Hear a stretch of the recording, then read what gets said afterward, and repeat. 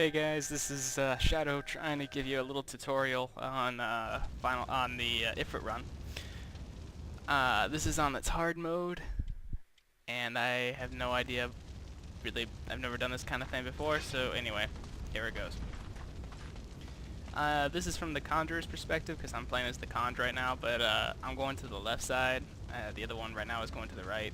As long as you stay on the walls, he will not aggro. As you can see, everyone's getting in position. And somebody aggroed it. There's the first fail. But it's okay, our tank got it back.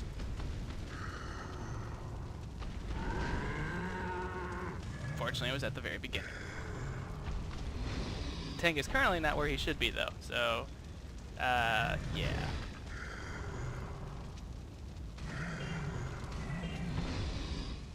He's a little far over, which is why I can't cure where I should have been.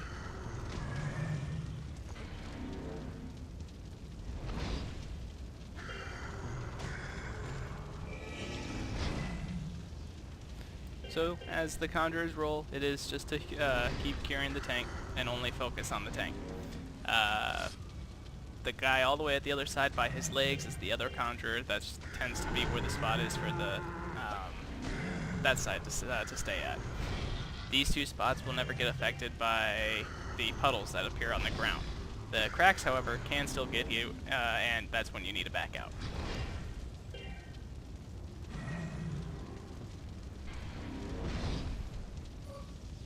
Normally when you have DD, such as this person that's doing their weapon skill right now, they always stand in the back of Ifrit.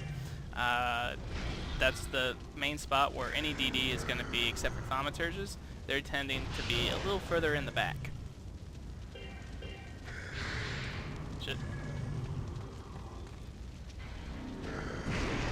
Well, I kind of screwed up, but as you can see, that was a crack that appeared underneath me. That is okay though, because it's in the first phase. This is a jump move he does. Again, where the Conjurers and DD are, they are safe. Everyone else kind of needs to get in those corners that they already know is safe. This is where Ifrit is actually supposed to be with the tank. Conjurer on this side is kind of close, but that's how it is.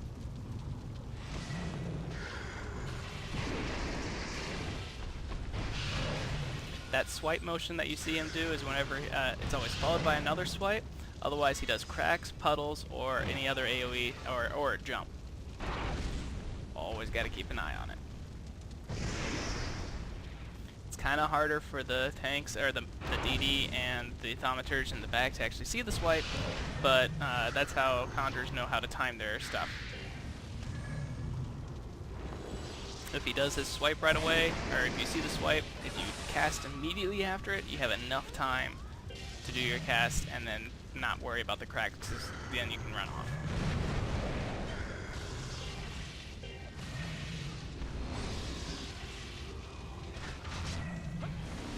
As you can see as well, the tank is keeping his hate and at the same time doing his thing.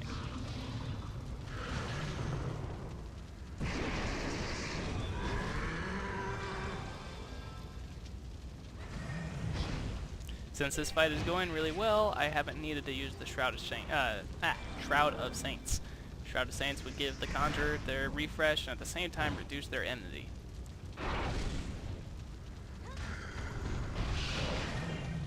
There's a swipe. I'm waiting because I did not do it in time. Cracks appeared somewhere else, so I'm going to cure.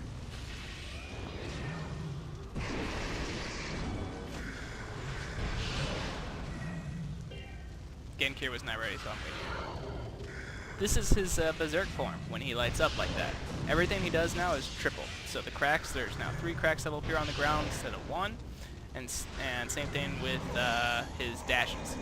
Those are the puddles that you see on the ground. You want to avoid those. The puddles tend to occur always in the same places. Cracks are on the DD, so they have to get out.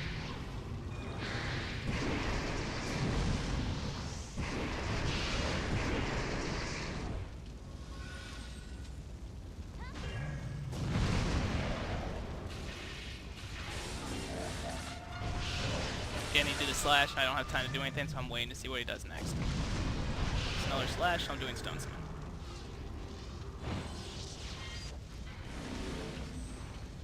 His jump, as you'll see now, is a 3 dash, or it does 3 dashes instead of just 1.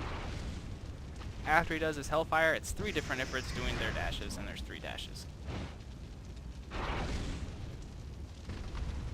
That is a safe corner back there. I really can't give a point of reference to it to where those thoms are sticking. Since he just did his slash, I'm a little hesitant, so I'm waiting. Cracks are being done to somebody else. I'm good to go. It's the thoms in the back. One didn't make it. He is severely wounded.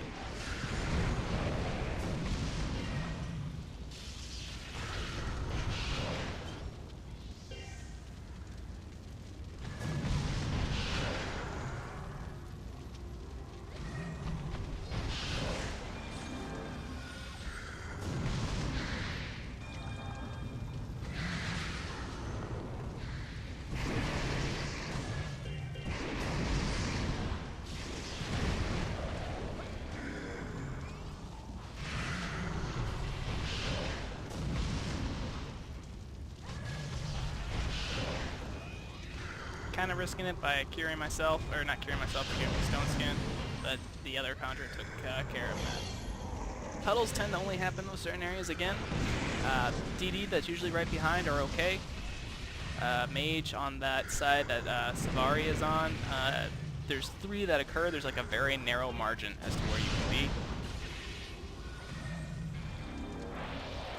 What he's doing right here is spikes. You'll see these spikes come up. You have 60 seconds till he does his Hellfire once you see that happen. When Hellfire is being done, almost everybody wants to use Sentinel. If you don't have Sentinel, try to time your Stone Skin so you have it.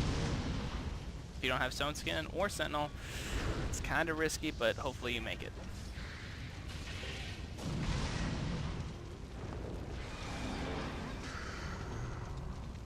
These spikes, you tend to want to take one down, which is what the one the DD are taking down right here at the front. By taking down the spike, you're reducing his Hellfire damage. I don't know if this group is actually going to take him. There he goes.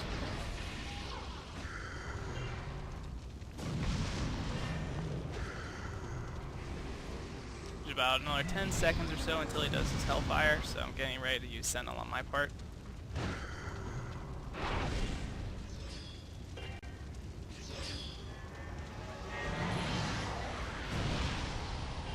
See, Sentinel really can save you.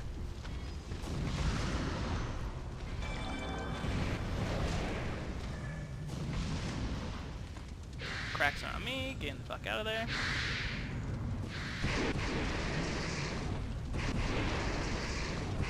And I fired my language. Hellfire is pretty much the trickiest part after he does that. It's just keeping everybody alive and healed, especially the tank.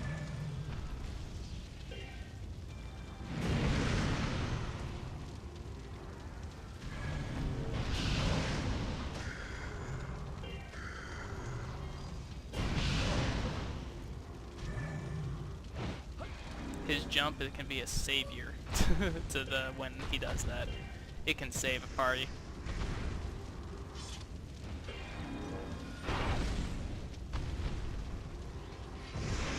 Normally this will be a chance for you to buff up and at the same time get your stuff ready.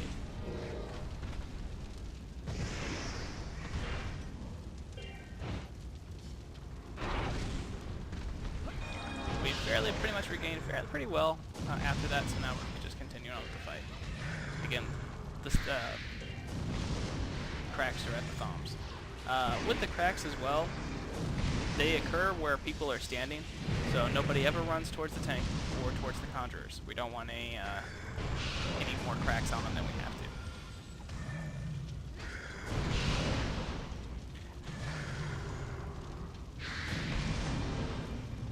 Again, those cracks are on the DD, they're running out.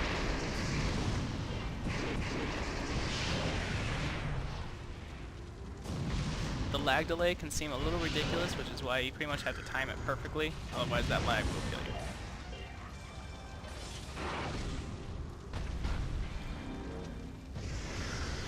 Hey, I'm showing this little bit again because we have two DDs now that are actually in the back of it, just to show references to what it looks like for DDs being in the back.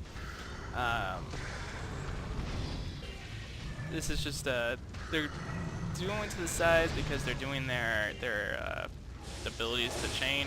However, I really want to advise that because you could still be fairly close to one of the mages and cause cracks to occur by them. A little note is how this Claire Fury is going in the front. She's doing that for her abilities. Don't really want to be in the front either because then you can cause cracks on the tank. Just another one thing I did fail to mention. Whenever you have DD that are the ones that stand right behind him, when he does his dashes like he is right now, the DD run up to the tank, and then once he's back, they run back and continue the fight. This is kind of near the end of the fight, which is why I'm recording it again. Hopefully we win it, so this is what I wanted to show.